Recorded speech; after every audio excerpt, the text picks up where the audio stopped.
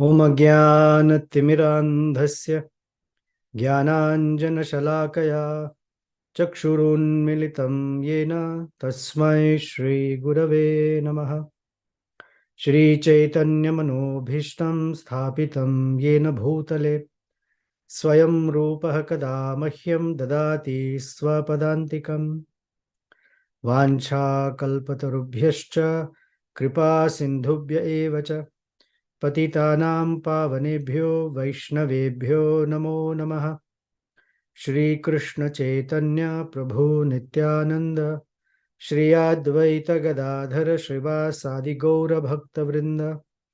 हरे कृष्ण कृष्ण कृष्ण हरे हरे, हरे राम राम राम हरे हरे। मूकं करोति वाचालं पंगुं लंघायते गिरिं यत्कृपातमहं वन्दे श्रीगुरुं दीनतारिणम्।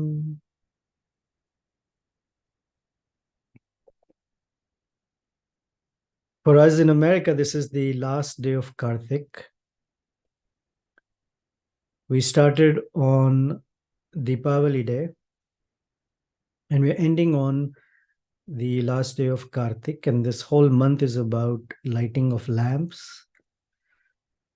And all the verses we've picked, except the very first one, all of them are something to do with lamps or lighting or effulgence or the awakening of knowledge and light in one's life.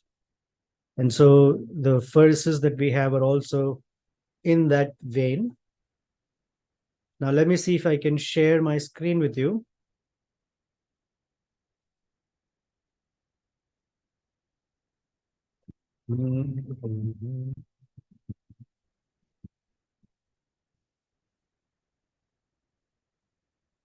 Uh,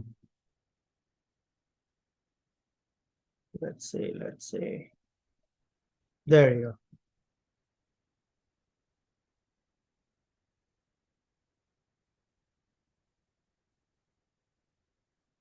We begin with seeking the blessings of Sri Vedanta Deshika,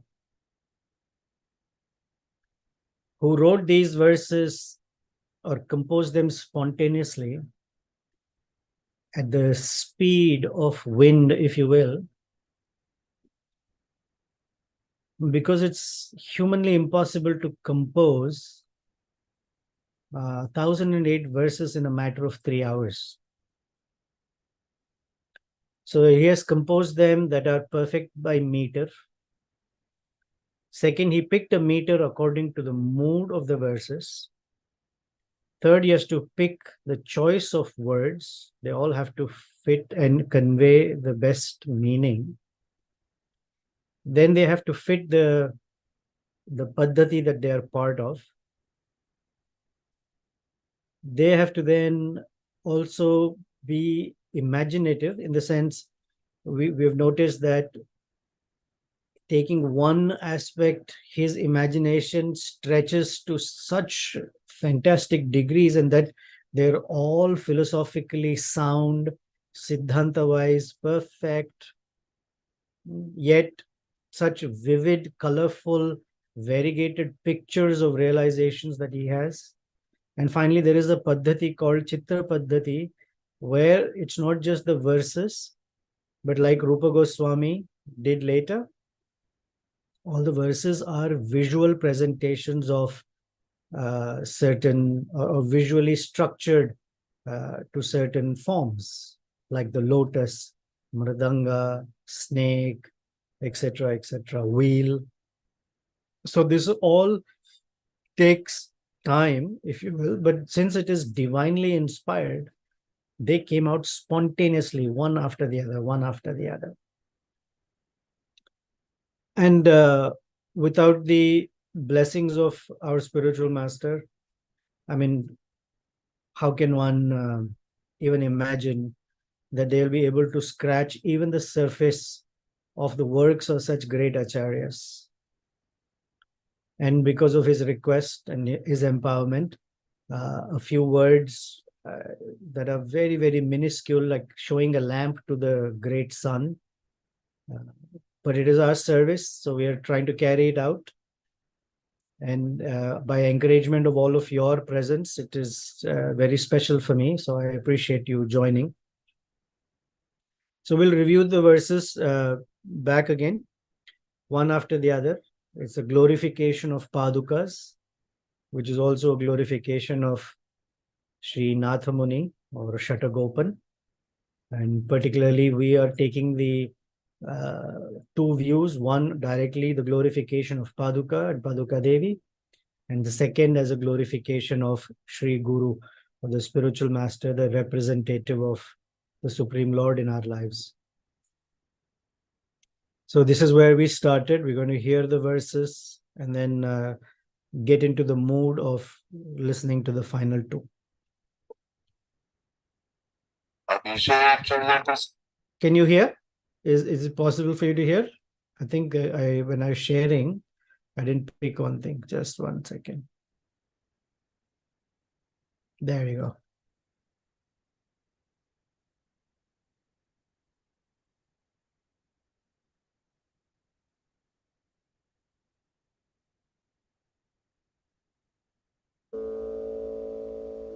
अभिषेचयतु स रामपदेन वा स्पृशतु पादुके भवतीम् अविशेषितमहिमा त्वं क्व वा विशेष क्षमा समेतानाम्. He, Sri Ramachandra, may cause you to be anointed into a lofty position of the sovereign of Ayodhya, or to be touched by his foot. It is indifferent to your glory because you are among those who are endowed with forbearance. So what difference does it make to you? अभिषेचयतु स रामपदेन वा स्पृशतु पादुके भवतीम् अविशेषितमहिमा त्वं क्व वा विशेष क्षमा समेतानाम्. The key word in this verse is Kshama Sameta, one who is endowed with Kshama, forbearance, forgiveness, tolerance. And such personalities, by their presence in our lives, we are even able to continue on the path of bhakti. We are able to have relationships with other devotees, we're able to have relationship with the deity because they are very, very forgiving. And it is that forgiving nature that gives us room to grow and flourish. So if you remember one word, it should be Kshama Sameta. From Kshama Sameta is one. Kshama Sameta Nam means one among all such personalities. Next verse. We have talked about three keywords in this verse, and we'll look at the verse again.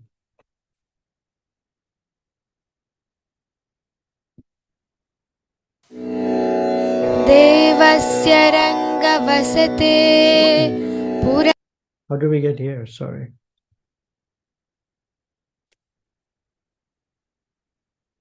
Ah.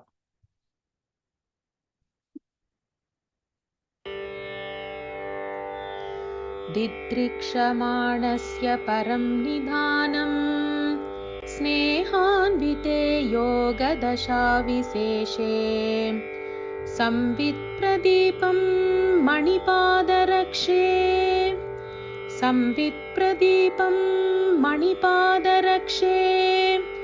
सन्दुक्षयन्तीव मरीचयस्ते. Oh, Manipadagrakshe, your rays seem to kindle the wick in the lamp of bhakti as its flame of cognizance is diminishing. To do so, you pour ghee.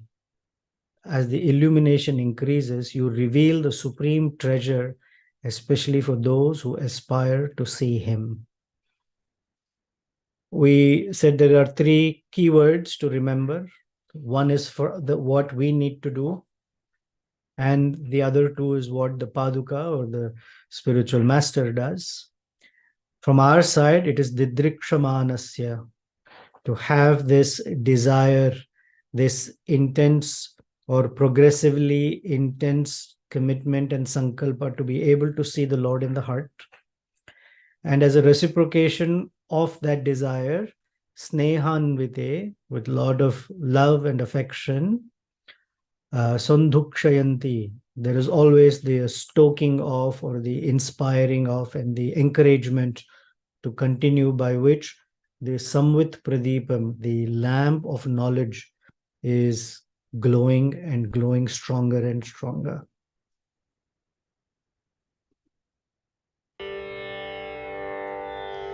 दिदृक्षमाणस्य परं निधानम् स्नेहान्विते योगदशाविशेषे संवित्प्रदीपं मणिपादरक्षे संवित्प्रदीपं मणिपादरक्षे सन्दुक्षयन्तीव मरीचयस्ते.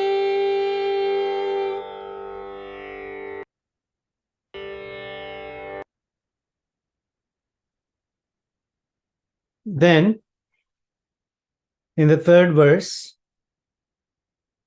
we discussed how the indication that the Lord is arriving is expressed first by the arrival of the Padukas in one's heart, or that the spiritual master brings the grace of the Lord. So his grace, or the spiritual master's grace, comes first. Yasya prasadat bhagavat prasada. And he prepares our heart to receive the Supreme Lord, the form of the Lord that is the dearest. We call it Ishtadeva, call him Ishtadeva, to invite that personality to manifest in our heart. Devasya rangavasate purata pravritai uddhuta vishwatimira manirashmi jalai manye madiya hridaya ayatana pravesha mangalya deepakanikam manipaduke tvam. Madhya Hridaya Ayatana, the altar of my heart. Every deity is placed on an altar, and the heart, to become an altar, needs to be cleansed. And the cleansing of a physical altar is the dust that needs to be removed. And here, the altar of the heart is where the darkness of ignorance, the darkness of illusion, the darkness of pride, madness, all sorts of things that cover the presence of the Lord need to be removed. So the Padukas, Uddhuta Vishwatimiram, they completely eradicate all of the varieties of darknesses. And the lamp of the instructions, the realizations, begin to glow in the heart as the indicator that the next step is for the Lord to appear in the heart. Devasya rangavasate purata pravritai uddhuta vishwatimira manirashmi jalai manye madiya hridaya ayatana Well, pravesha mangalya deepakanikam manipaduke tvam. so in the second line, the words are Uddhuta Vishwatimiram. Remember these words? Something similar will be spoken in the very first line of today's verse. So that's coming up.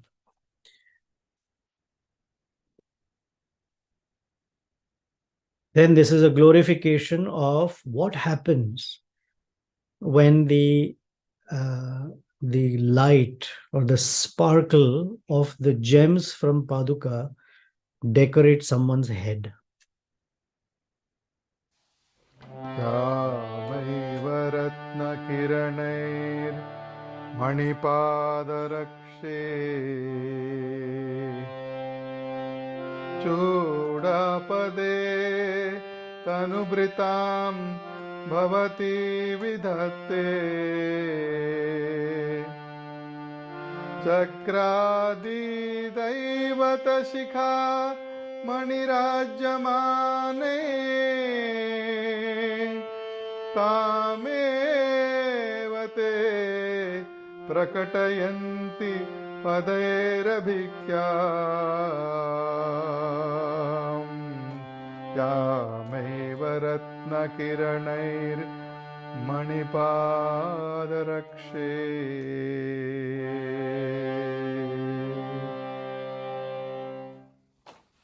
Yameva, whosoever head, I'm going to read the translation. Manipaduke, whichever mortal beings' heads you grace by the rays of your gems, those same persons reflect at their feet great splendor from the jewels on the crowns of Indra and other demigods. Every living entity is running after the demigods to get something from them. So they can give the living entities things that are very limiting and limited. These same demigods, they run and offer obeisances to those persons who bow down to the Padukas. And the Padukas, by the gems in them, make the heads of certain persons glow with radiance. And such persons have their feet also glowing in radiance from the jewels of the crown, of jewels in the crowns of the demigods. Very beautiful visual. Excellent, excellent visual. श्यामैव रत्नकिरणैर्मणिपादरक्षे चूडापदे तनुभृतां भवती विधत्ते चक्रादिदैवतशिखा मणिराज्यमाने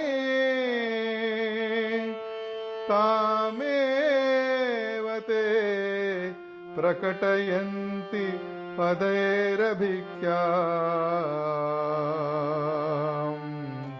यामेव रत्नकिरणैर्मणिपादरक्षे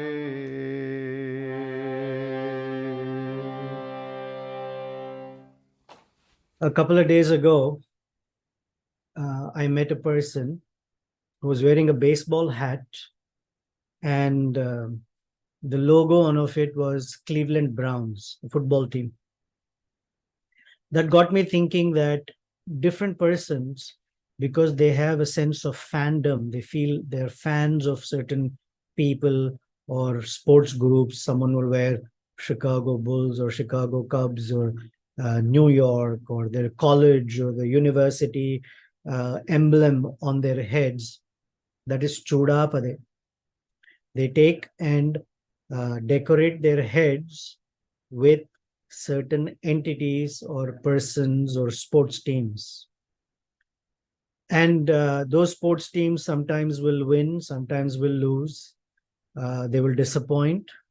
But the greatest decoration for the head is the Padukas. And that, the very fact that the person wore a baseball hat and came to talk to me got me thinking about this verse where Chudapade Tanubhrutam Bhavati Vidatte.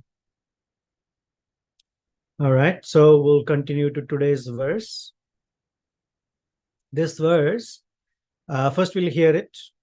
We'll go through the translation and then unpack it a little bit. And thanks to Matanga Gopi for singing this for us. निर्धूतमोहतिमिरास्तव रत्नदीपैः निर्विस्यमानविभवं नदराजपुत्र्या प्रत्यक्षयन्ति निगमान्तनिगूढमर्थम् पादावनि त्वयि निवेशितभावबन्धाः पादावनि त्वयि निवेशितभावबन्धाः. Oh, Paduke. Here he calls her Padavani.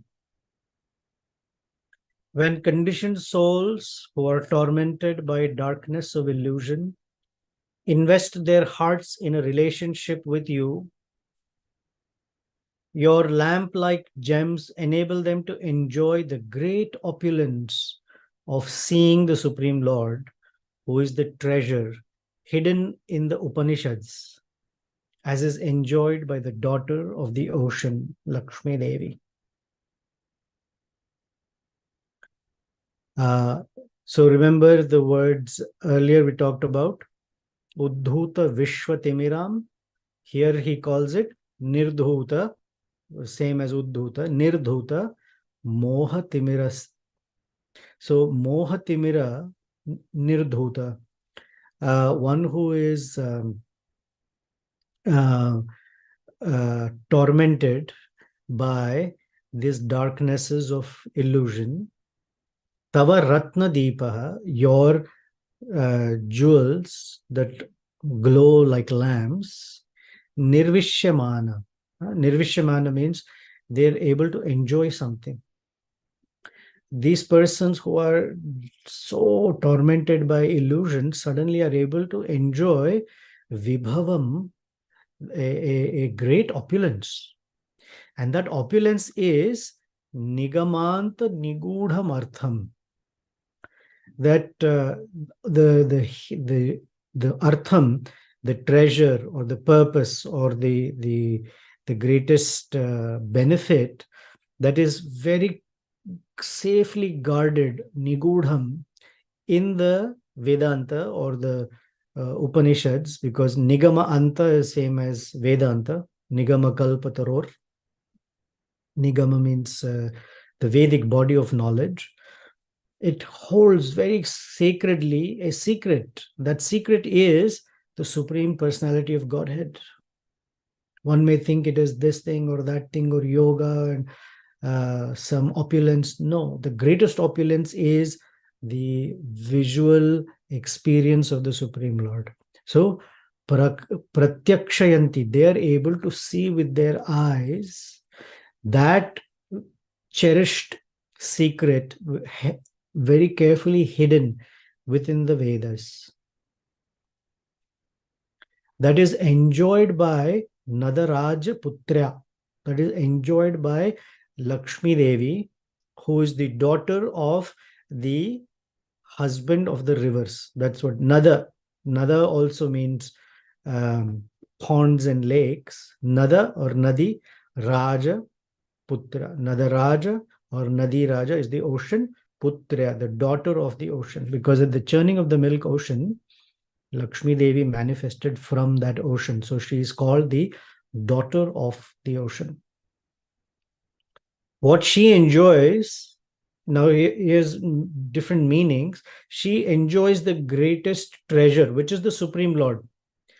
But from a service perspective, if you look at it, actually the greatest benefit she enjoys is the feet of the Lord. And so to aspire for, to achieve the lotus feet of the Supreme Lord is the greatest secret that has been kept very carefully and is revealed by the Padukas, that here it is, the feet of the Lord. I am carrying them for you. Pratyakshayanti. And what does it require? Tvayi bhava bandha. One has to have a deep sense of attachment, affection, a relationship with Padukas. And then she reveals, or the spiritual master reveals, the Supreme Lord for one. We'll hear it one more time. I will unpack it.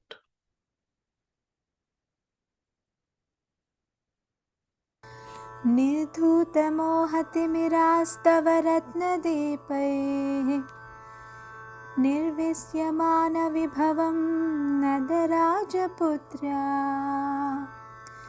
प्रत्यक्षयन्ति निगमान्तनिगूढमर्थम् पादावनी त्वयि निवेशितभावबन्धाः पादावनी त्वयि निवेशितभावबन्धाः.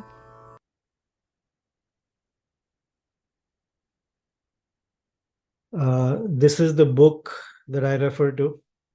This is part 2. There is a part 1 as well. The Paduka Sahasram of Vedanta Deshika by the Kuppuswami Shastri Research Institute. This is the gift I received. And this is the version. And there are other translations as well. I'm sure it's available. This is the one I have. And the writer says, the gems set in the Paduka radiate such great light and luster that objects lying hidden in the darkness become visible. The darkness disappears and the object lying enshrouded in it becomes visible. So here the in the verse, Sri Vedanta Deshika says, Nirdhuta moha timiraha. So we are blinded by ajnana timira, the darkness of ignorance.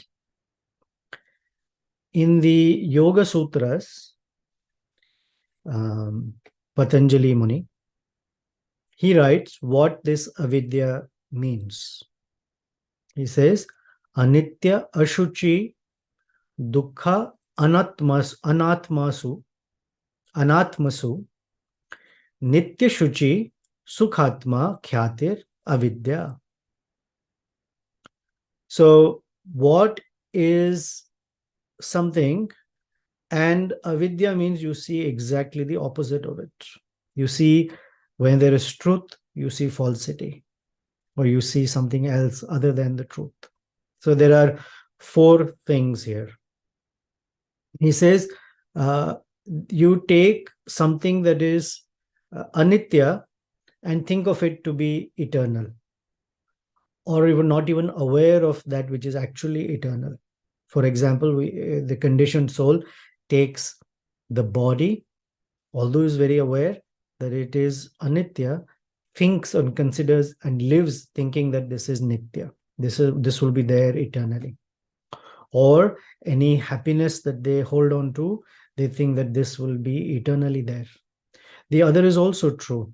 When someone is going through some suffering, they don't understand perhaps, or may not have the vision that this will also come to pass. Therefore, Krishna says in Bhagavad Gita, Matra sparshastu kaunteya sukha dukkhada agama anityo apayinaha. It comes and goes like the winter and summer seasons. Tam sitikshasa. So just wait a bit. That which seems so pleasurable is going to fade. That which is so devastating or painful will also fade with time. So first is taking the impermanent to be the permanent. That is avidya. Second, ashuchi, shuchi. You take something that is impure and consider that to be pure. Or perhaps not even have a definition of what is pure. So be not able to make that distinction between impure and pure. Then third, he says, dukkha, sukha.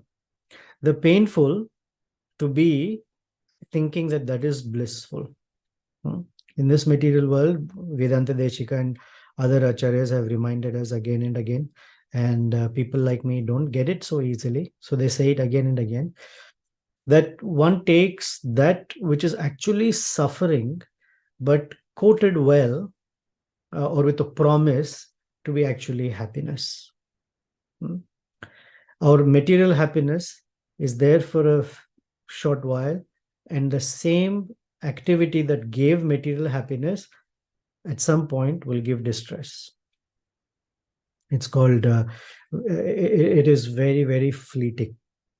It stays and goes, it stays and goes.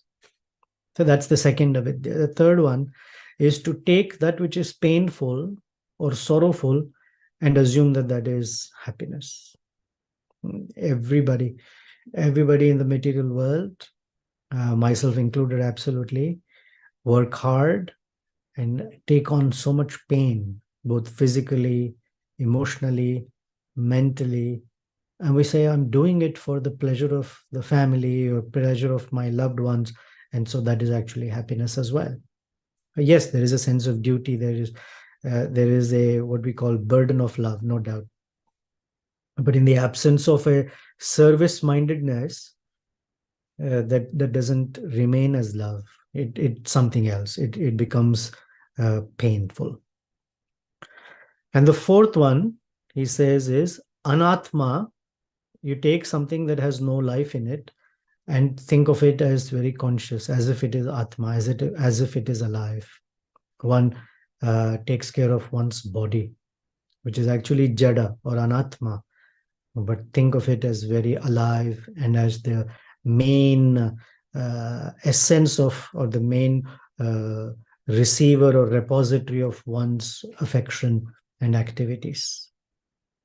Prabhupada always gives the example of the bird in the cage. One may be very busily polishing the cage and maybe ignoring the bird in the cage, which is the Atma, thinking the cage to be eternal, thinking that the body is something that is conscious. It is anatma. Actually, the body is inert. As long as the soul is there, the body is animated. The mind is animated. The intelligence is functional.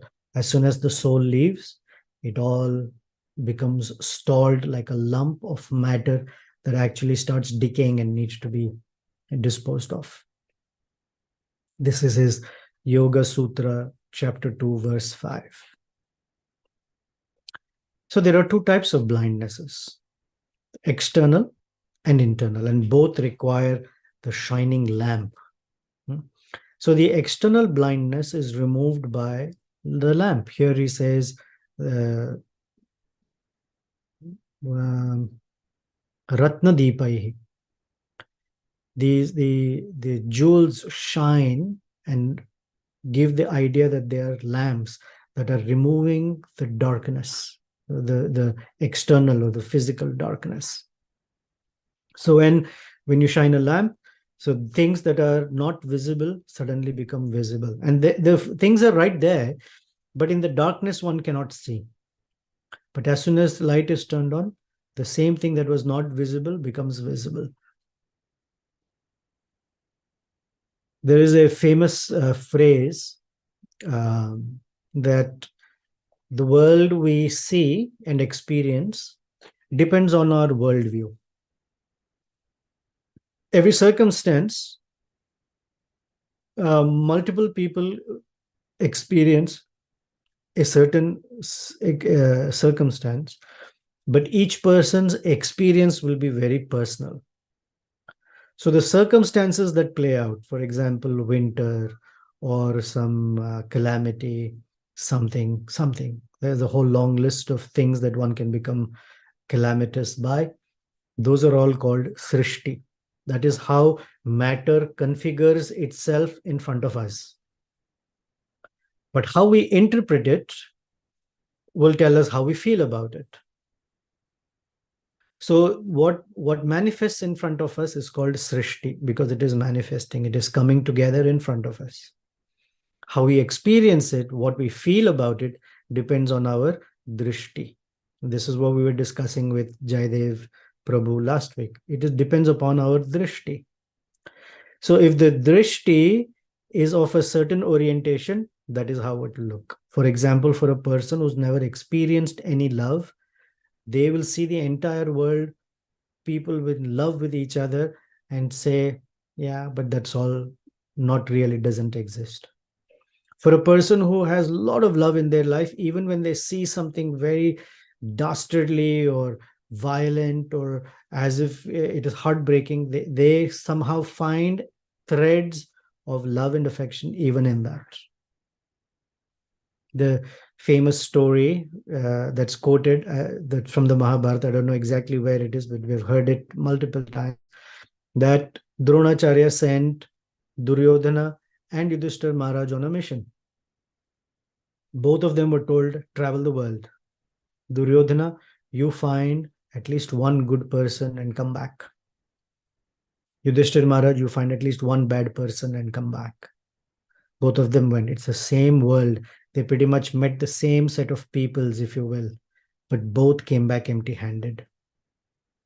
And Duryodhana said, I traveled the whole world. I could not even find one good person. Yudhishthira Maharaj traveled and came back and said, I traveled everywhere. I could not find one bad person. The same Srishti, very opposing drishtis. So this worldview, to be able to see outside properly, requires light inside. And that light inside is called jnana or vijnana. Shastra chakshu is the phrase we have heard many times. So the internal blindness is removed by jnana. The external blindness is cured by curing the eye. The internal blindness is cured by curing the heart through the ear. Now, the ultimate wealth, as we said, is the Supreme Lord, who's the object of affection of Lakshmi Devi or his Hladini potency, particularly because it is Paduka Sahasram. What Lakshmi Devi holds most dear are the feet of the Lord. And so Padukas reveal this gift, this treasure called the two lotus feet of the Supreme Lord. And that is their grace upon us. And we hope and pray for that grace again and again. And that's what this verse talks about.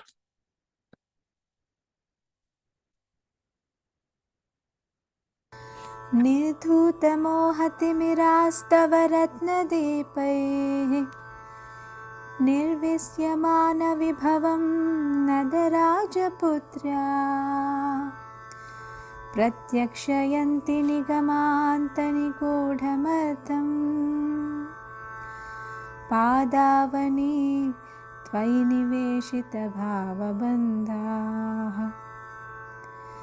पादावनी त्वयि निवेशितभावबन्धाः. Okay, and the final verse. Since we started with telling Abhishek Paddhati, where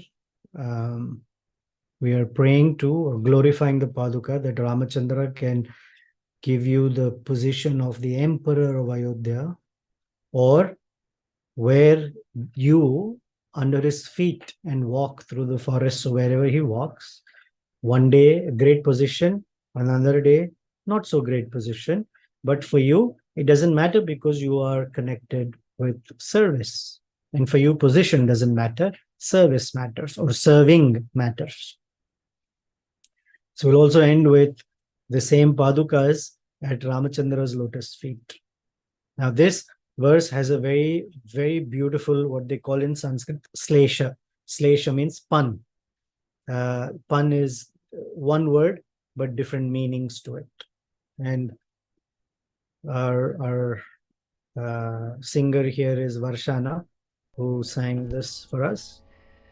रामस्य रङ्गवसतेश्चरणानुसङ्गात् काष्ठां गतां भुवनपावनतां दधाना पादावनी प्रचुररत्नशिलानिबद्धा संसारसन्तरणसेतुरसि प्रजानाम्.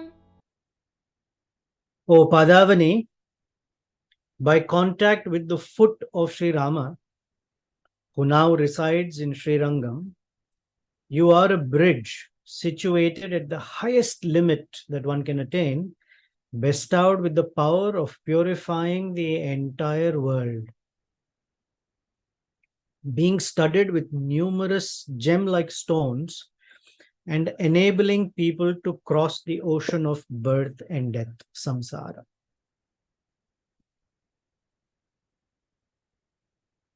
The slesha, the pun is, on one level, when you look at them, the Padukas of Lord Ranganath, then all the gems in them, then that has one meaning. But if you look at Lord Ramachandra, then you have a different meaning of it. So he says that here Paduka is being compared to Setu. Setu is the bridge. Ramachandra built the bridge by the help of very simple personalities like monkeys, vanaras, and bears. And it was so divinely empowered that the bridge was floating on the ocean, which normally, by physics, by the laws of physics, that stone should sink. But because it was done by the servants of the Supreme Lord, it defied physics.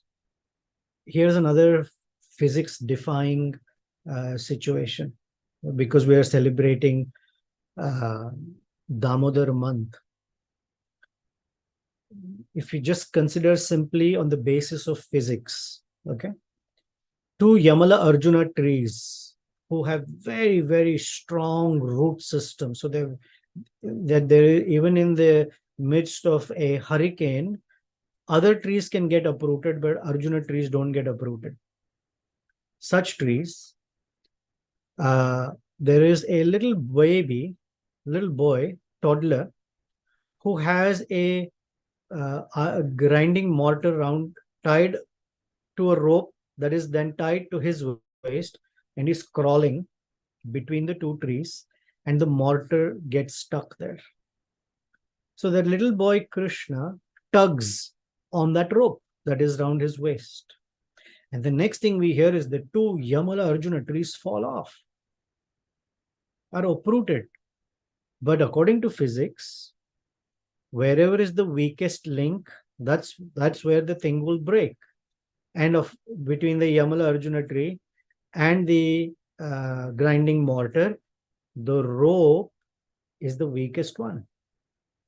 One may say Krishna's waist is, but for the moment, the rope, that should snap, because when you pull, the trees won't shake, the rope should snap. But how come that the rope, nothing happened to the rope, it didn't snap, the trees fell off? Then the Acharya, commenting on it, says that actually, because it was tied by the Parama devotee Yashodamai around Krishna's waist, that rope defied the laws of physics. It had so much potency in it, just by the touch of a pure devotee, that it defied in such a way that the Yamala Arjuna trees fell off or became uprooted. Similarly, because of the touch of the great devotees of Lord Ramachandra, they are empowered. The demigods also supported it in such a way that the bridge was floating. Now, so the Padukas are being compared to this Setu. A bridge takes one from this side to that side, which otherwise is impassable. One cannot cross, but the bridge facilitates the crossing. Similarly, the Padukas facilitate the crossing of the living entity from this side of the material ocean to that side, which is where the spiritual world is.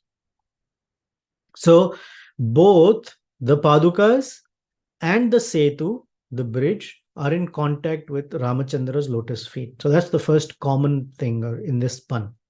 Both are in contact. Now, very interesting when we come to the bridge in a moment. So I'll come back to that. I'm too excited to share with you. Second, both the Setu and the Padukas attained the highest position, Kashtham Gatam. The highest position is that Padukas are constantly worshipped by the greatest of devotees, more than anything else. The Setu is also worshipped by everyone, as that is the most hope-giving entity in the Ramayana. That every other personality also has the opportunity to be with Sri Ramachandra. Another is Kashtam Gatam, highest position is Padukas came to the feet of the Lord. For a devotee to get the name Dasa or Dasi, actually, regardless of what other name there is, because the name is about the Supreme Lord, but the title of Dasa or Dasi is the greatest title that one can ever get, Kashtam Gatam, because one agrees to be a servant. And so that, in this case, the Paduka agreed to be the servant or is the servant, so he has the greatest position at the feet of the Lord. And that feet is what are worshipped by demigods, Brahma, Lord Shiva, everybody. And that's where the Padukas are. There at the, if you take the form of Sri Ramachandra, the Padukas are situated at the southern end of at the feet. The bridge also was situated at the southern tip of India to connect to Lanka where Sita Devi was. Then the Padukas are empowered to make the entire world pure. So in the singing that Varshana did, the words were Bhuvanatam, Bhuvana Pavanatam. Bhuvana is the earth, Pavanatam. They can render the entire world as pure just by their presence. It's a different version or rendition of the same verse. Here it says Parama Pavanatam. Parama Pavana, they can purify beyond compare anybody. So they have both the same power that they can bestow purity to whoever comes in contact with them. Next, he says Prachura Ratna Shilani Baddha. Prachura means variety, numerous. Ratna Shila, stones. Ratna Shila means jewel or gemstones. Nibaddha, they are bound by or they're all grouped together. Now the Setu also is a collection of Shila, so many stones all put together and varieties of stones. And finally, Setu. They both allow the living entity to cross from one side of the ocean to the other side. Lanka is the material is the material body, separated from where Ayodhya is by a vast ocean of material existence. And each one of us, Sita-like living entities, have been separated from the Supreme Lord. Now he built a bridge. I'm sure you've noticed in the Ramayana, although the bridge was built, Sita Devi never walked on that bridge and came back. She came by Pushpaka Vimana. The only persons who walked on that bridge is Lord Ramachandra, Lakshmana, Hanuman, Sugriva, and all the Vanaras. They used the bridge to physically walk and come, but Sita Devi, all of those monkeys who came with Ramachandra, including Ramachandra, Lakshmana, and then later everybody else, Vibhishana, etc., got on the Pushpaka Vimana and came back to Ayodhya. And on the way, all of the wives of the Vanaras and children were also taken by Sita Devi. So one may wonder, here there is mention of Setu that allows a person to cross over. But the hidden or the little refined reality is that a living entity cannot go to the spiritual world on his or her own. It requires very much that the Supreme Lord first descends and reclaims his or her living entity and brings them back, either directly or by some method of his own. Something from the spiritual world has to arrive and to take the living entity cannot go. So in this case, the bridge is the facility to bring the Supreme Lord to us. That means every being in Lanka, even if they were Rakshasas, got darshan of Sri Ramachandra, Lakshmana, Hanuman, all the Vanaras, and Sita Devi. Now, another is this Setu, both the Paduka as the Setu and the actual Setu saved Bharata from dying. The Padukas protected Bharata by nourishing him for 14 years. Every day, Bharata would offer his obeisances to the Padukas and receive instructions on how to conduct the entire kingdom. The Setu, the actual bridge, saved Bharata because Sita Devi was very quickly reclaimed from Lanka. And that is how Ramachandra came back to Ayodhya. Otherwise, how would he make it? And therefore, this way, Paduka is a setu or a bridge for every living entity. Once His Holiness Radha Govinda Maharaj gave this example, that the bridge is an act of compassion for entities that are helpless on their own. So he gave this example that there is a vast river or a wide river that separates two sides of land. So the human beings or the king or the government decides to build a bridge so that cars, trucks, buses, cycles, motorcycles, whoever can go from one side to the other and come back. There is movement of traffic. But just because it was built by the government, that bridge enables even a cow, a deer, perhaps a rabbit, even an ant to be able to cross over to that side, which otherwise was impossible. Although the bridge was not built with that intention, still it benefits. It is a merciful gesture for even the ones that are not considered. So when we think of ourselves, we consider ourselves ants or much smaller and insignificant than such creatures. Yet, by the presence of Padukas, by the presence of pure devotee spiritual masters, even we become hopeful, and that opportunity to cross over to the spiritual world becomes completely open for any one of us. That is the act of kindness of Paduka upon us. All right, let's see if there are any. That ends the 6 verses that we had. I thank all the devotees who sang, because I can't sing. And they sang to make this a relishable experience for us. I'll play the verse one more time, if you will. There it is.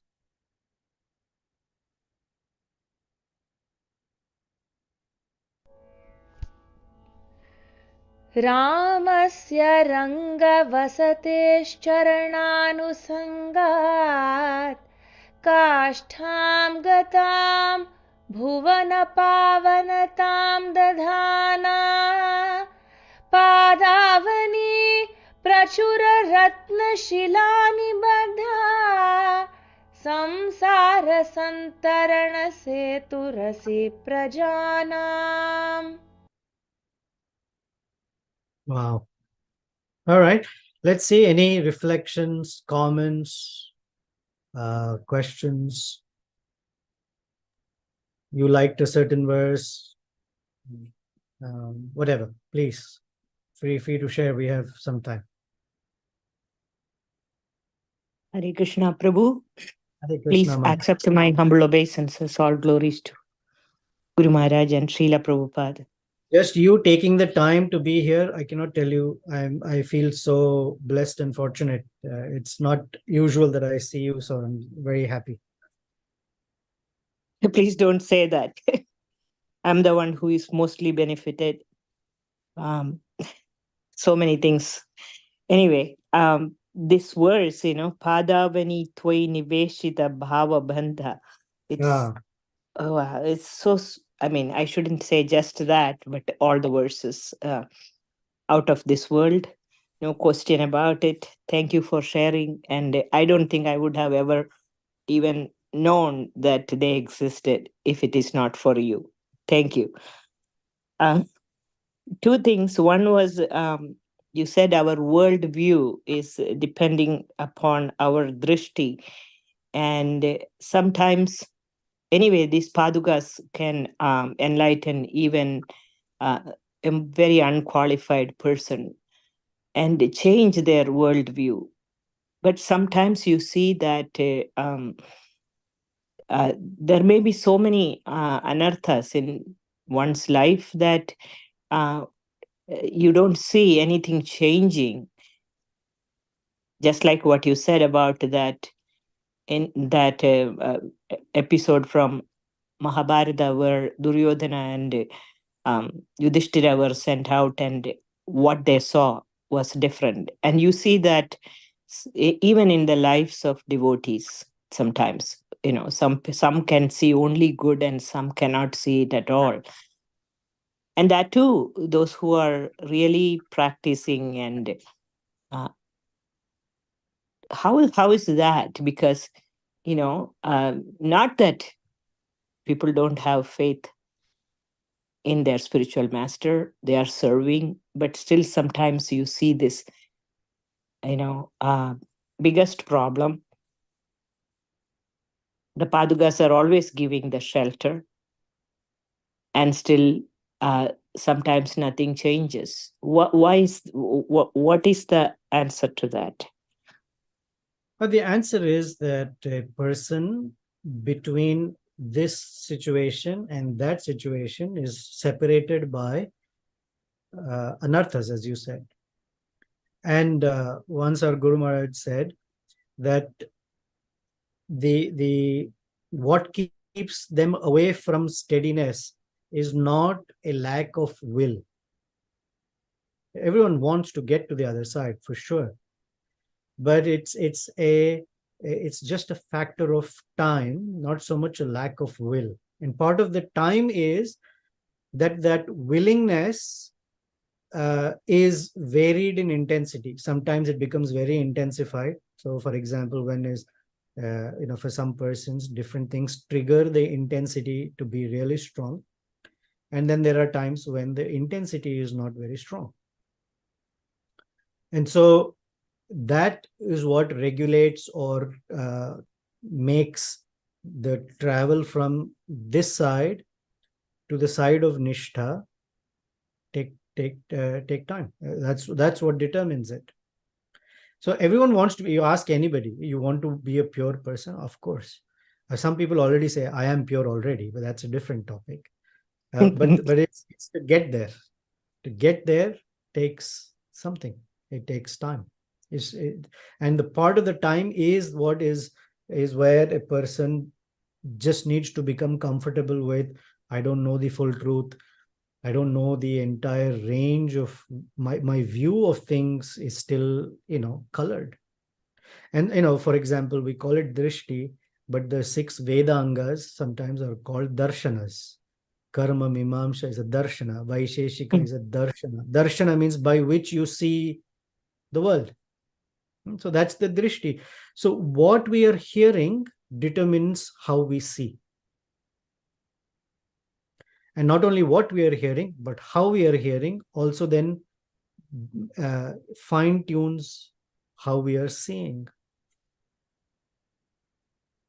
So when drishti is not changing, you can very clearly see in some cases, drishti is hardly changing at all, and not that persons are not hearing. They are hearing. It's not like they don't hear. But anyway, I guess you answered it. Yeah. The timira is thick, and sometimes our Maharaj uses the word as a bean in the ear. So, I mean, when I think of myself, I have many beans in the ear. Yeah. But and it's the willingness was one day it will click. Oh, maybe I need to see this differently. I need to hear. And therefore, katha, along with in one sadhana, the potent form is to hear. The hearing is how the worldview has to change. It is only from shravana. I mean, we use in the Vedic body, there's a very common example, right, Mataji? That in darkness, one will grope or rope, not thinking or will will run away thinking it is a snake when it is only a rope. It brings fear. Avidya brings fear. And when the spiritual master will turn the light on and say, it's not a snake, it's a rope, by his or their speaking and one's hearing, things look different. So it's how we hear, how well we hear, how it sticks in the heart, how ready is the heart to receive. All of that refines one's drishti. That's the process. Thank you. Thank you. One other thing was my tiny brain just somehow did not grasp what you were trying to say. So I'm going to ask this again. You mentioned that the Setu is a bridge between Ayodhya and Lanka, and some comparison you gave. And you mentioned that the bridge was crossed by Sri Ram and Lakshman and the monkeys, but Sita Devi came in the Pushpaga Viman from the other side to this side. So, what were you telling about that? I was just making an observation. It clicked to me a few days ago that the bridge was built, but she never walked on it. She came by Pushpaka Vimana. So the bridge was built for Ramachandra to come.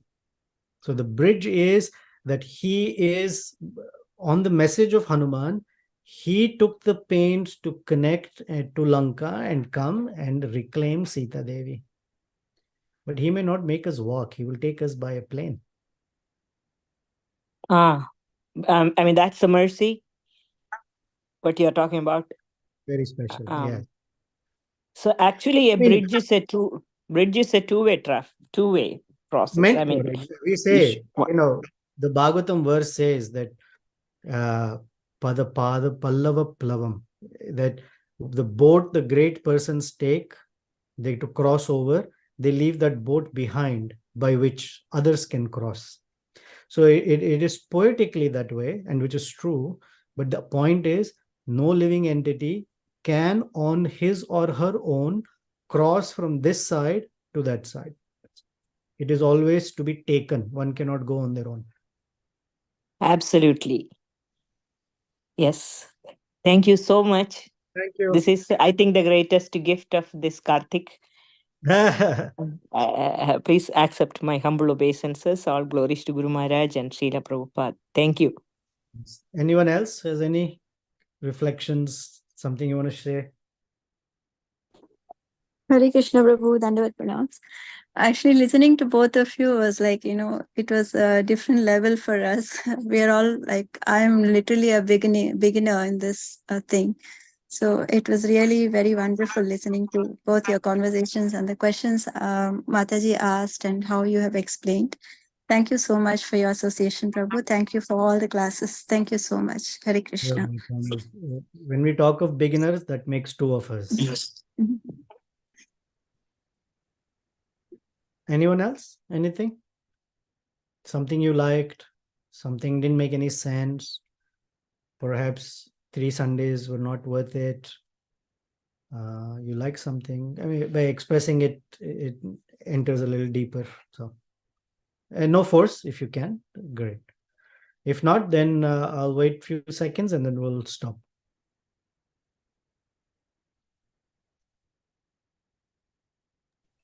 Okay, thank you. Thank you very, very much for your association. Chitanandan Prabhu, thank you for giving us the bridge to use. You gave us the bridge. Thank you. And Shamakund for taking time out, regardless of what's going on in his busy life, somehow inspires and keeps having this going there. And he does all the background work. I just show up and turn the computer on. My work is the smallest, but thank you. And to each one of you for taking the time out during Karthik to hear the glories of Paduka Devi given by Sri Vedanta Deshikan. If he had not composed these, how would we enjoy and relish and aspire to move towards the lotus feet of the Supreme Lord? And I will let you go with this final thought. Something about the Supreme Lord that although he is the repository of everything, still there is always something that he feels that his devotees enjoy more than him. And so that makes him curious what it is, and he wants to experience that as well. When he looks at Srimati Radharani, he says, she has so much more joy and happiness than me. I want to know what she's experiencing. And therefore he appears as Sri Chaitanya Mahaprabhu in the mood of Srimati Radharani, because something she is enjoying more than him. Similarly, the Padukas are so fantastic that the devotees are constantly running, glorifying, offering abhishek, offering flowers, mantras, pujas, prayers to the shoe, and they are so joyful carrying the shoes on their heads that the Supreme Lord Krishna says, I want to know how much fun there is. Even Bharata, who absolutely was not going to live for a moment, as soon as I gave the shoes, he said thank you and returned to Ayodhya. He didn't wait for a moment. In fact, Bharata came thinking, I'll take Ramachandra. As soon as he got the Padukas, he put them on his head and went away to Ayodhya, leaving Ramachandra. So he wants to experience what the joy is. And as Sri Krishna carried the Padukas of Nanda Maharaj on his head, and then understood, oh, so much joy in carrying the Padukas. When I say then understood, as if, please don't take it the wrong way, that he wants to experience the joy of his devotees. And that's how glorious the Padukas are. Next time we go to a temple and the pujari places the shatari on our head, we take it as the greatest gift that any living entity in this entire universe can aspire to get. Shri Shri Paduka Devi ki jai, Shri Vedanta Deshika ki jai, Srila Prabhupada ki jai, Samaveta Bhakta Vrinda ki jai. Thank you very much. Hare Krishna.